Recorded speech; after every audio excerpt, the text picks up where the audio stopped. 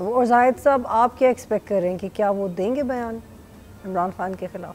دیکھیے آسان نہیں ہے جنرل فیض کے لیے یہ آگے پروسیڈنگ فیس کرنا، کیونکہ آ، بہت ایسی چیزیں ہیں جو ایویڈنس ریکارڈ پہ آیا ہے، جو کچھ پتہ چلا ہے، ہم ایز اے رپورٹر جاننے کی کوشش کر رہے ہوتے ہیں، تو یہ پاکستان میں بڑا ٹرکی ہے۔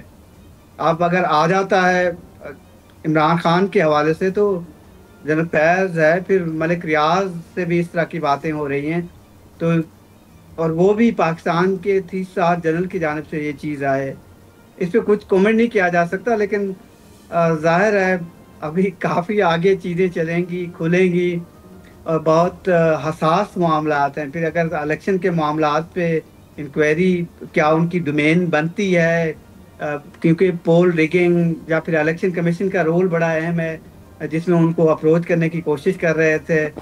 کئی ایسے معاملات ہیں جو بڑے حساس ہیں۔ اب اس کو آگے لے کے کتنا لے جایا جا سکتا ہے، کیا یہ اسٹریچ مزید ہوگا یا یہی بات ختم ہوگی؟ 9 مئی کا پھر جی ایچ کیو پہ اٹیک کے حملے ہیں، دوسرے کئی معاملات ہیں، تو اس پہ بڑا کمٹ کرنا بڑا مشکل ہے۔ مجھے لگتا ہے کہ شاید ہو سکتا ہے کہ عمران خان بچے نہ پھر اس پر۔ سبسکرائب کریں اور بیل دبائیں تاکہ کوئی خبر رہ نہ جائے۔